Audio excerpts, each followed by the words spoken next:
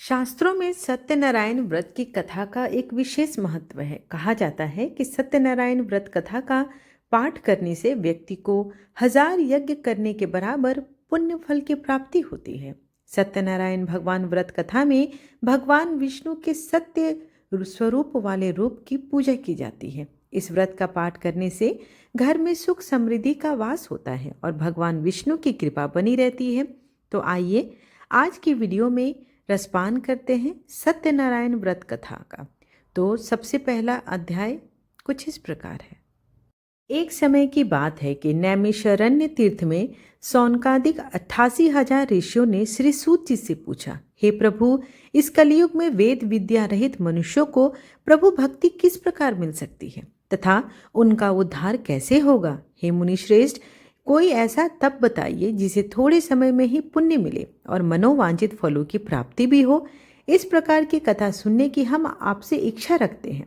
सर्वशास्त्रों के ज्ञाता सूत जी बोले, हे वैष्णव में पूज्य, आप सभी ने प्राणियों के हित की बात पूछी है, इसलिए मैं इस ऐसे श्रेष्ठ व्रत को आप लोगों को बताऊंगा जिसे नारद जी ने लक्ष्मी नारायण जी से पूछा था और लक्ष्मीपति ने मुनि श्रेष्ठ नारद जी से कहा था। आप सब इसे ध्यान से सुने।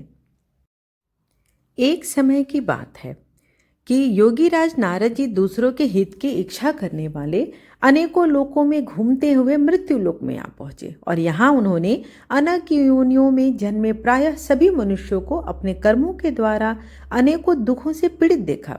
उनका दुख देख नारद जी सोचने लगे कि कैसा यत्न किया जाए जिसके करने से निश्चित रूप से मानव के दुखों का अंत हो जाए। इसी विचार पर मनन करते हुए वह विष्णु लोक में गए। वहां वह देवों के ईश भगवान नारायण की स्तुति करने लगे, जिनके हाथों में शंख चक्र गदा और पद्म थे, गले में वरमाला पहने हुए थे। स्तुति करते हुए नारद जी बोले, हे भगवान, आप अत्यंत शक्ति से संपन्न हैं। मन तथा वाणी भी आपको नहीं हो पा सकती। आदि मध्य तथा अंत नहीं है। निर्गुण स्वरूप सृष्टि के कारण भक्तों के दुख को दूर करने वाले आपको मेरा नमस्कार है। नारद जी की स्तुति सुन विष्णु भगवान बोले, हे मुनि श्रेष्ठ, आपके मन में क्या बात है? आप किस काम के लिए पधारे हैं, उसे निसंकोच कहो। इस पर नारद मुनि बोले कि मृत्यु लोक में अनेक योनियों में जन्मे मनुष्य अपने कर्मों के द्वारा अनेकों दुख से दुखी हो रहे हैं। नाथ, आप मुझ पर दया रखते हैं तो कृपा कर के कुछ ऐसा व्रत बताइए जिससे थोड़े से ही प्रयास से ही मनुष्य अपने दुखों से छुटकारा पा सकता है। श्री हरि बोले, हे नारद, मनुष्यों की भलाई के लिए तुमने बहुत ही अच्छी बात पूछी है, जिससे करने से मनुष्य मोह से छूट जाता है। वह बात मैं कहता हूँ, उसे सुनो।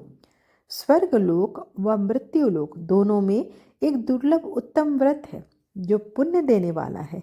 आज प्रेमवश होकर मैं उसे तुमसे कहता हूँ।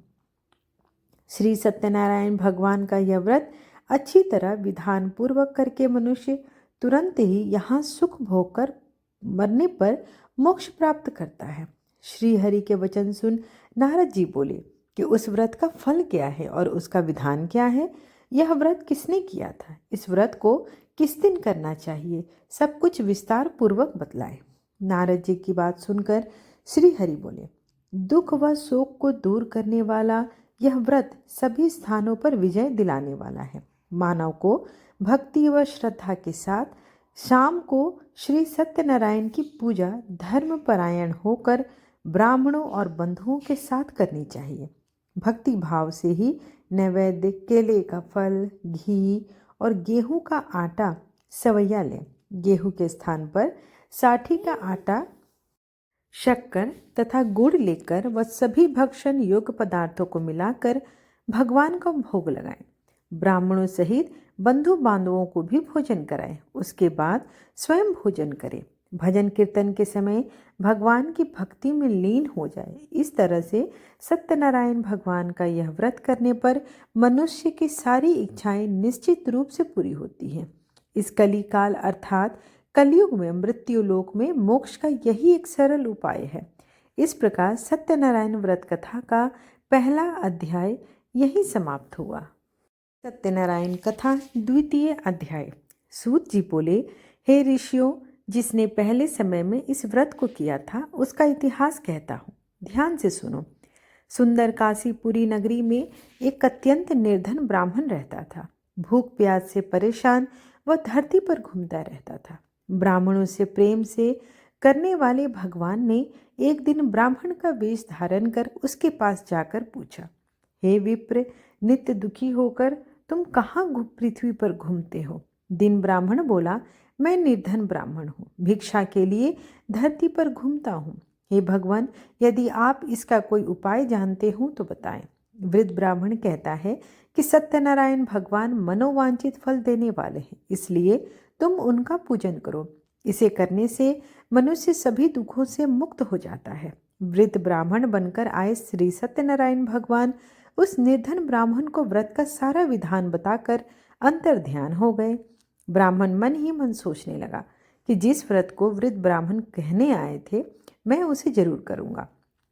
यह निश्चय करने के बाद उसे रात में नींद नहीं आई। वह सवेरे उठकर सत्यनारायण भगवान के व्रत का निश्चय कर भिक्षा के लिए चला गया। उस दिन निर्धन ब्राह्मण को भिक्षा में बहुत सारा धन मिला, जिससे उसने बंधु बांधवों के साथ मिलकर श्री सत्यनारायण भगवान का व्रत संपन्न किया। भगवान सत्यनारायण का व्रत संपन्न करने के बाद वह निर्धन ब्राह्मण सभी दुखों से छूट गया और अनेक प्रकार की संपत्तियों से मुक्त हो गया। उसी समय से यह ब्राह्मण हर माह इस व्रत को करने लगा। इस तरह से सत्यनारायण भगवान के व्रत को जो मनुष्य करेगा वह सभी प्रकार के पापों से छूटकर मोक्ष को प्राप्त होगा। जो मनुष्य इस व्रत को करेगा वह भी सभी दुखों से मुक्त हो जाएगा। सूत जी बोले कि इस तरह से नारद जी से नारायण जी का कहा हुआ श्री सत्यनारायण व्रत को मैंने तुमसे कहा। हे विप्रो, मैं अब और क्या कहूँ? ऋषि बोले, हे मुनिवर, संसार में उस विप्र से सुनकर और किस किसने इस व्रत को किया, हम इस बात को सुनना चाहते हैं। इसके लिए हमारे मन में श्रद्धा का भाव है। सूत जी बोले, हे मुनियों, जिसने इस व्रत को किया वह कथा अब सुनो। एक समय वही विप्र धन व ऐश्वर्य के अनुसार अपने बंधु बांधवों के साथ इस व्रत को करने को तैयार हुआ। उसी समय एक लकड़ी बेचने वाला बूढ़ा आदमी आया और लकड़ियां बाहर रखकर अंदर ब्राह्मण के घर में गया। प्यास से दुखी वह लकड़हारा उनको व्रत करते देख विप्र को नमस्कार कर पूछने लगा, आप यह क्या कर रहे हैं तथा इसे करने से क्या फल मिलेगा? कृपया कर मुझे भी बतलाएं।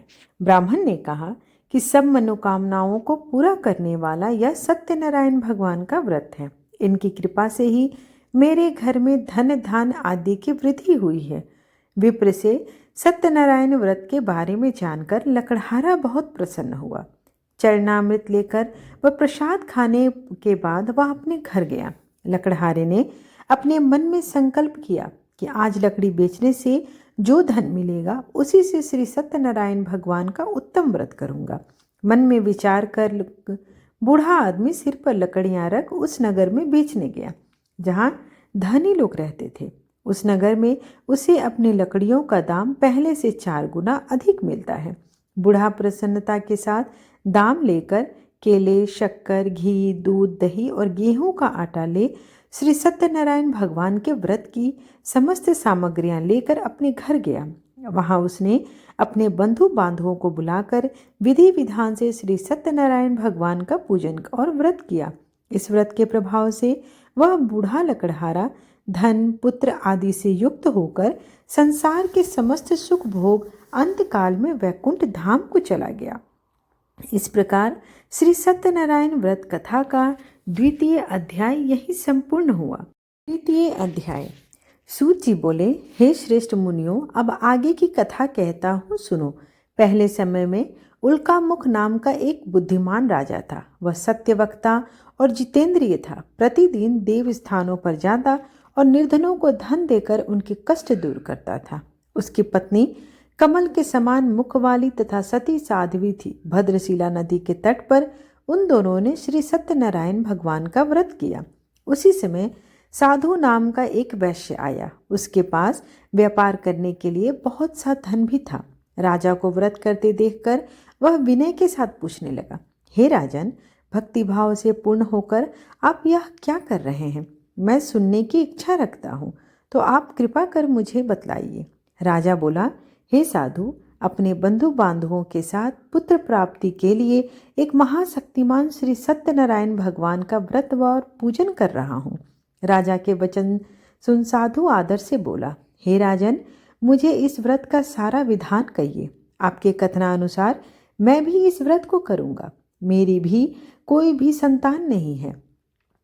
इस व्रत को करके मैं भी संतान प्राप्ति करूँगा। राजा से व्रत का सारा विधान सुन व्यापार से निवृत्त हो वह अपने घर गया। साधु वैश्य ने अपनी पत्नी को संतान देने वाले इस व्रत का वर्णन कह सुनाया और कहा कि जब मेरी संतान होगी तब मैं इस व्रत को करूँगा। साधु ने इस तरह के वचन अपनी पत्नी लीलावती से कहे। एक दिन लीलावती पति के साथ आनंदित हो सांसारिक धर्म में प्रवृत्त होकर सत्यनारायण भगवान की कृपा से गर्भवती हो गई। 10वें महीने में उसके गर्भ से एक सुंदर कन्या ने जन्म लिया। दिनों दिन वह ऐसे बढ़ने लगी जैसे कि शुक्ल पक्ष की चंद्रमा बढ़ती हो। माता पिता ने अपनी कन्या का नाम कलावती रखा। एक दिन लीलावती ने मीठे शब्दों में अपने पति को याद दिलाया कि आपने श्री सत्यनारायण भगवान के जिस व्रत को करने का संकल्प किया था उसे करने का समय आ गया है। आप इस व्रत को करिए। साधु बोला कि हे प्रिय, इस व्रत को मैं उसके विवाह पर अवश्य करूँगा। इस प्रकार अपनी पत्नी को आश्वासन देकर वह नगर को चल गया। कलावती पिता के घर में रह दिनों दिन बड़ी होने लगी। साधु ने एक बार नगर में अपनी कन्या को सखियों के साथ देखा तो तुरंत ही दूत को बुलाया और कहा, मेरी कन्या के योग्य वर देख कर आओ।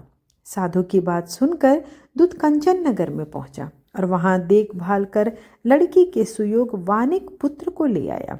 सुयोग लड़के को देख साधु ने बंधु बांधवों को बुलाकर अपनी पुत्री का विवाह कर दिया। लेकिन दुर्भाग्य की बात ये कि साधु ने अभी भी श्री सत्यनारायण भगवान का व्रत नहीं किया।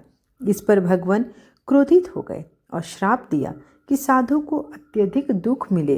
अपने कार्य में कुशल साधु बनिया जमाई को लेकर समुद्र के पास स्थित होकर रत्नासर नगर में गया।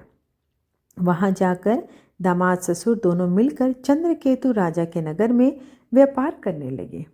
एक दिन भगवान श्री सत्यनारायण की माया से एक चोर राजा का धन चुराकर भाग रहा था। उसने राजा के सिपाहियों को अपना पीछा करते देख चुराया हुआ धन वहां रख दिया जहां साधु अपने जमाई के साथ ठहरा हुआ था। राजा के सिपाहियों ने साधु वैश्य के पास राजा का धन पड़ा देखा तो वह ससुर जमाई दोनों को बांधकर प्रसन्नता से राजा के पास ले गए और कहा कि उन दोनों चोरों को हम पकड़ लाए हैं और आप आगे की कार्यवाही करें। राजा की आज्ञा से उन दोनों को कठिन कारावास में डाल दिया गया और उनका सारा धन भी उनसे छीन लिया गया। श्री सत्यनारायण भगवान के श्राप से साधु की पत्नी भी बहुत दुखी हुई और घर में जो धन रखा था उसे चोर चुरा ले गए। शारीरिक तथा मानसिक पीड़ा व भूख प्यास से अति दुखी हो अन्न की चिंता में कलावती एक ब्राह्मण के घर गई। वहां उसने श्री सत्यनारायण भगवान का व्रत होते देखा। फिर कथा भी सुनी। वह प्रसाद ग्रहण कर रात को घर वापस आई। माता ने कलावती से पूछा कि हे पुत्री, अब तक तुम कहाँ थी? तेरे मन में क्या है? कलावती ने अपनी माता से कहा, हे माता, मैंने एक ब्राह्मण के घर में श्री सत्यनारायण भगवान का व्रत देखा है। कन्या के वचन सुन लीलावती भगवान की पूजन की तैयारी करने लगी। लीलावती ने परिवार व बंधुओं सहित श्री सत्यनारायण भगवान का पूजन किया और उनसे वर मांगा कि मेरे पति तथा जमाई शीघ्र घर आ जाएं। साथ ही यह भी प्रार्थना की कि हम सबका अपराध क्षमा करें। श्री सत्यनारायण भगवान इस व्रत से संतुष्ट हो गए और राजा चंद्रकेतु को सपने में दर्शन देकर कहा, हे राजन, तुम उन दोनों को वैश्यों को छोड़ दो और तुमने उनका जो धन लिया है उसे वापस कर दो। अगर तुमने ऐसा नहीं किया तो मैं तुम्हारा सारा धन, राज्य, संतान सभी को नष्ट कर दूंगा। राजा को यह सब कहकर भगवान अंतर्ध्यान हो गए। काल राजा सभा में अपना सपना सुनाया। फिर बोले कि वाणिक पुत्रों को कैद से मुक्त कर दो और सभा में ले आओ। दोनों ने आते ही राजा को प्रणाम किया। राजा मीठी वाणी में बोला, हे महानुभाव, भाग्यवश ऐसा कठिन दुख तुम्हें प्राप्त हुआ, लेकिन अब तुम्हें कोई भय नहीं। ऐसा कहकर राजा ने उन दोनों को नए वस्त्र और आभूषण भी पहनाए और जितना धन उनका लिया उससे दुगना धन वापस कर दिया। दोनों वैश्य अपने घर की ओर चल दिए। इस प्रकार श्री सत्यनारायण व्रत कथा का तृतीय अध्याय यही संपूर्ण हुआ। चतुर्थो अध्याय। सूत जी बोले, वैश्य ने मंगलाचार कर अपनी यात्रा आरंभ की और अपने नगर की ओर चल दिया। उनके थोड़ी दूर जाने पर एक दंडी वेशधारी श्री सत्यनारायण ने उनसे पूछा, हे साधु, तेरी नाव में क्या है? अभिमानिक वणिक हंसता हुआ बोला, हे दंडी, आप क्यों पूछते हैं? क्या धन लेने की इच्छा है? मेरी नाव में तो बेल व पत्ते भरे हुए हैं। वैश्य के कठोर वचन सुन भगवान बोले, तुम्हारा वचन सत्य हो। दंडी ऐसे वचन कह वहां से दूर चले गए। कुछ दूर जाकर समुद्र के किनारे बैठ गए। दंडी के जाने के बाद साधु वैद्य ने नित्य क्रिया के पश्चात नाव को ऊंची उठते देखकर अचंभित हो गए और नाव में बेल पत्ते आदि देखकर वह मूर्छित हो जमीन पर गिर पड़ा। मूर्छा खुलने पर वह अत्यंत शोक में डूब गया। तब उसका दामाद बोला कि आप शोक न करिए, यह दंडी का श्राप है, इसलिए हमें उनकी शरण में ही जाना चाहिए, तभी हमारी मनोकामना पूर्ण होगी। दामाद की बात सुनकर वह दंडी के पास पहुंचा और अत्यंत भक्ति भाव से नमस्कार करके बोला, मैंने आपसे जो असत्य कहा उन वचनों के लिए मुझे क्षमा करें। ऐसा कहकर महान शोकातुर होकर रोने लगा। तब दंडी भगवान बोले, हे वणिक पुत्र, मेरी आज्ञा से ही तुझे बार बार दुख प्राप्त हो रहा है। तू मेरी पूजा से विमुख हुआ। साधु बोला, हे भगवान, आपकी माया से ब्रह्मा आदि देवता भी आपके रूप को नहीं जानते, तब मैं अज्ञानी कैसे जान सकता हूँ? आप प्रसन्न हो जाइए। अब मैं सामर्थ्य के अनुसार आपकी पूजा करूँगा। मेरी रक्षा करो और पहले के समान नौका में धन भर दो। साधु वैश्य के भक्तिपूर्वक वचन सुनकर भगवान प्रसन्न हो गए और उसकी इच्छा अनुसार वरदान देकर अंतर्ध्यान हो गए। ससुर जमाई जब नाव पर आए तो नाव पर धन से भरी हुई थी। फिर वहीं अपने अन्य साथियों के साथ सत्यनारायण भगवान का पूजन कर अपने नगर को चल दिए। जब वे नगर के नज़दीक पहुंचे तो दूत को घर पर खबर देने के लिए भेजे। दूत साधु की पत्नी को प्रणाम करके कहता है, मालकिन अपने मालिक और दामाद सहित नगर के निकट आए हैं। दूत की बात सुन साधु की पत्नी लीलावती ने बड़े हर्ष के साथ सत्यनारायण भगवान का पूजन कर अपनी पुत्री कलावती से कहा, मैं अपने पति के दर्शन को जाती हूँ, तू कार्य पूर्ण कर शीघ्र आ जाना। माता के ऐसे वचन सुनकर कलावती जल्दीबाजी में प्रसाद छोड़ दिया और अपने पति को देखने चली गई। प्रसाद की अनादर होने के कारण श्री सत्यनारायण भगवान रुष्ट हो गए और नाव सहित उसके पति को पानी में डुबो दिया। कलावती अपने पति को वहां न पाकर रोती हुई जमीन पर गिर पड़ी। नौका को डूबा हुआ देख व कन्या को रोता देख साधु दुखी होकर बोला कि हे प्रभु, मुझसे तथा मेरे परिवार से जो भूल हुई है उसे क्षमा करें।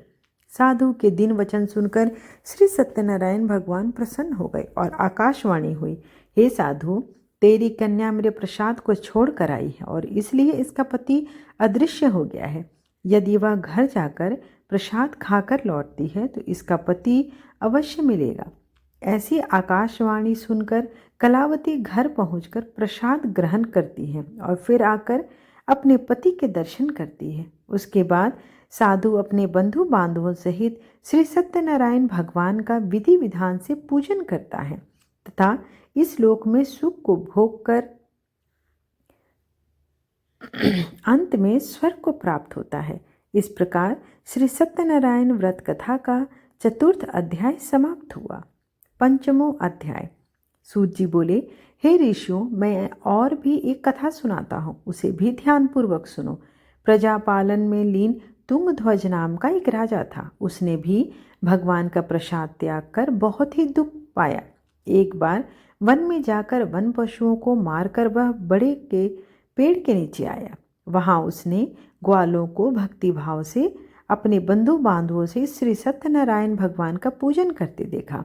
अभिमानवश राजा ना वहाँ गया और ना ही भगवान को नमस्कार किया। ग्वालों ने जब राजा को प्रसाद दिया तो उस प्रसाद को भी नहीं खाया और प्रसाद वहीं छोड़कर अपने नगर को चल दिया। जब वह नगर में पहुंचा तो वहाँ सब कुछ तहस नहस हुआ पाया, तो वह शीघ्र ही समझ गया कि यह सब भगवान ने ही किया है। वह दोबारा ग्वालों के पास पहुंचा और विधि पूर्वक पूजा करके प्रसाद खाया। तो श्री सत्यनारायण भगवान की कृपा से सब कुछ पहले जैसा हो गया। दीर्घ काल तक सुख भोगने के बाद मरने के उपरांत उसे स्वर्गलोक की प्राप्ति हुई। जो मनुष्य परम दुर्लभ इस व्रत को करेगा तो भगवान श्री सत्यनारायण की अनुकंपा से उसे धन्य धान्य की प्राप्ति होगी। निर्धन धनी हो जाता है और भय मुक्त हो जीवन जीता है। संतानहीन मनुष्य को संतान की प्राप्ति होती है और सारे मनोरथ पूर्ण होने पर मानव अंतकाल में वैकुंठ धाम को जाता है। सूत जी बोले, जिन्होंने पहले इस व्रत को किया अब उनके दूसरे जन्म की कथा कहता हूँ।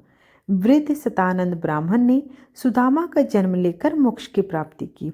लकड़हारे ने अगले जन्म में निषाद राजगुह बनकर मोक्ष की प्राप्ति की।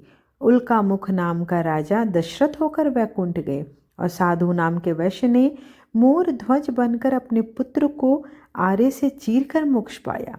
महाराज तुंगध्वज ने स्वयंभू होकर भगवान में भक्ति युक्त हो कर्म कर मोक्ष पाया।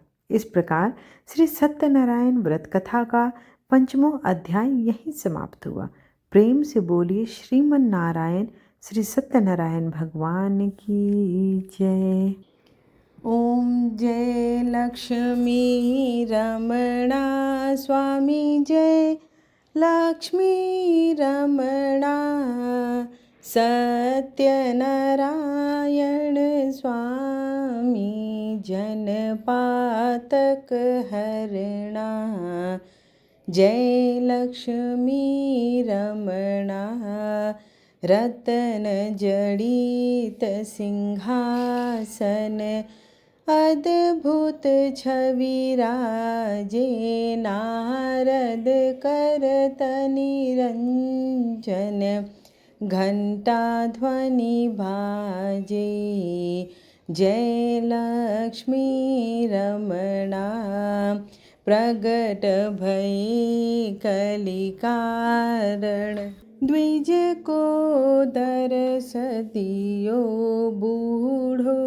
ब्राह्मण बन कर कंचन महल की ओर जय लक्ष्मी रमणा दुर्बल भील करोल जिन पर कृपा करी चंद्रचूड़ एक राजा तिनकी विपत्ति हरी जय लक्ष्मी रमणा वैश्य मनोरथ पायो श्रद्धा तज दीन्ही सो फल भोग्यो प्रभु जी फिर स्तुति कीन्ही जय लक्ष्मी रमणा भाव भक्ति के कारण क्षीण क्षीण रूप धरो श्रद्धा धारण कीन्ही तिनको काज सयो जय लक्ष्मी रमणा ग्वाल बाल संग राजा वन में भक्ति करी मन वांछित फल दीन हो दीन दयाल हरि जय लक्ष्मी रमणा चढ़त प्रसाद सवायो कदली फल मेवा धूप दीप तुलसी से राजी सत देवा जय लक्ष्मी रमणा सत्यनारायण जी की आरती।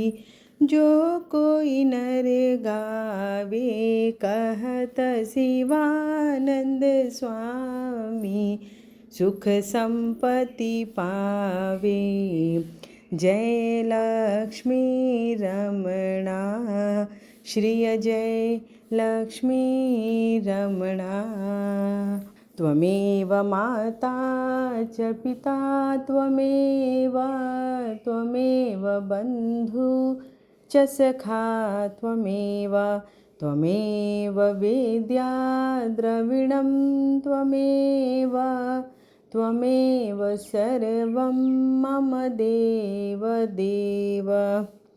आशा करती हूँ कि आपको आज की वीडियो पसंद आई हो। वीडियो पसंद आए, मेहनत पसंद आए तो आप वीडियो को लाइक अवश्य करें और चैनल को सब्सक्राइब अगर नहीं किया है तो उसे कर लें। धन्यवाद।